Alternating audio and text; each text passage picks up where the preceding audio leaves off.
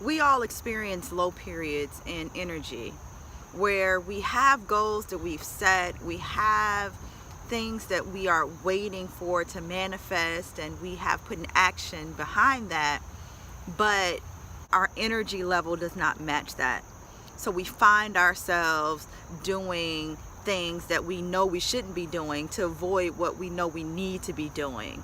Things like sleeping more than usual, eating more than usual, drinking more than usual, just procrastinating, watching more television, just engaging in behaviors that don't grow us, that don't tap into our best self. And when you have those moments in your life, it's important for you not to judge yourself, because energy is not a consistent flow. It's up and down. Consider your energy like the ocean. You know, sometimes the ocean is calm and it's cool. Sometimes it's waves. Sometimes it's a huge tsunami. So it just really depends on the day how you'll feel. However, you cannot allow your emotions or your feelings to block you from your destiny, because it can happen. That can happen. So when you have these low periods, it's okay to take a day or two, or maybe sometimes 3, to allow your spirit some downtime. But after that, it's your responsibility to pick it up and reboot yourself in order to get back on track. And there's a lot of ways that we can do this. First thing, when I'm feeling low in energy, I get on YouTube. YouTube is a resource that's so valuable. So tap into that. First 20 minutes of your day, listen to something that inspires you, that makes you want to act, that inspires you to action. I'll listen to Infinite Waters. I'll listen to Eric Thomas. I'll listen to Gary Vee. I'll listen to the MFCEO. I'll listen to Abraham Hicks. It just really depends on the message that I'm knowing that I need in order to get myself going. Just prolific teachers are on YouTube, and they're on there for free. And anybody with a smartphone or a smart TV or a computer or whatever can access this information. Also, what you can do is expose yourself to things that leave you in awe and wonder. What does that mean?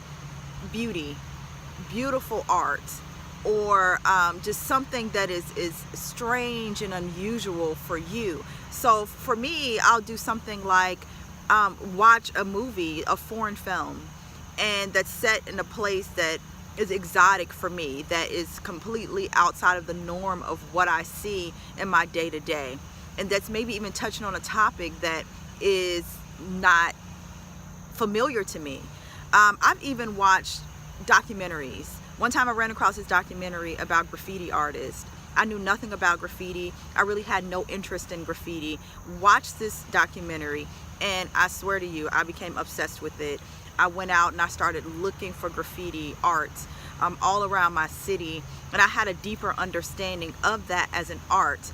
But just watching that, something that was unfamiliar to me, that left me in awe and in wonder, triggered a part of my brain that led me to be more creative. So just exposing yourself to unusual, peculiar things. Attend an event that you normally wouldn't attend. Go to like a Shakespeare play. You might not be into Shakespeare, but go check it out, just to stimulate a part of your brain that is potentially dormant because you're not stimulating it. Get moving. Like literally move your body when you feel mentally or spiritually stuck. You don't have to join a gym to do that. You can take a long walk, exercise in your living room. You can do a few jumping jacks and lunges and squats, just anything to just get your body moving and your blood flowing. I just recently started going to boot camps at 6 o'clock in the morning on Fridays. I always have gone to the gym. That's something that I do pretty consistently, but I needed to switch things up. And the 6 in the morning boot camp works for me because it just really gets me going for the day. Like I'm up at 5 in the morning, I'm active, I feel like I've been productive when I leave, and it's only 7 o'clock in the morning, and it's like I'm really on fire and charged and ready to take on the day. By making literal physical shifts with your body, you can open up doors for metaphysical shifts and changes and movements to take place in your life. Those are correlated. So move your body. And last but not least, my most favoriteest thing to do, be in nature. Go spend time in nature. There is something that is so cleansing about being outdoors. It allows your energy to diffuse itself. You have so many helpers. You have so many helpers in nature. You have the trees, and you have the grass, and you have the animals. All of these different containers that can take and absorb energy from you, and that can feed you and give you energy. You're surrounded by so much life when you're in nature. Everything around you is breathing and taking in air. Everything is emitting a frequency, but it's a pure frequency because it's not cluttered. It's not cluttered like our minds are cluttered. It's not flawed like people are flawed. Like, it's a perfect indifference that exists in nature. There is no better way to shift your focus or your energy than being in nature. And that's why I spend so much time in nature. Because understand this, if you are vibrating at a low frequency and you've been spending a lot of time in your house is absorbing that. And many of us don't even have plants or anything in our homes, so we don't have anything to cushion that. So you have all this nasty, bad vibes, bad energy floating around your living space. So when you leave from out of that, it gives you an opportunity to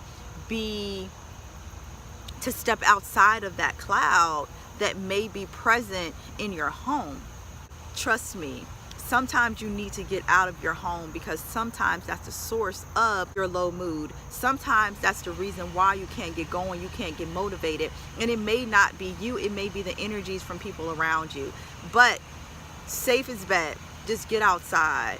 Being in this environment is, in my opinion, the fastest way to become more connected with source, because you're in a pure environment. Do not judge yourself when you have low energy and you're not feeling like moving towards those goals that you've set for yourself. However, don't live in that space.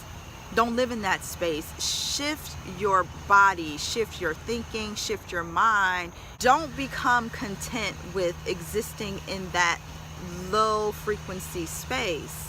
Do something about it. You have so many options.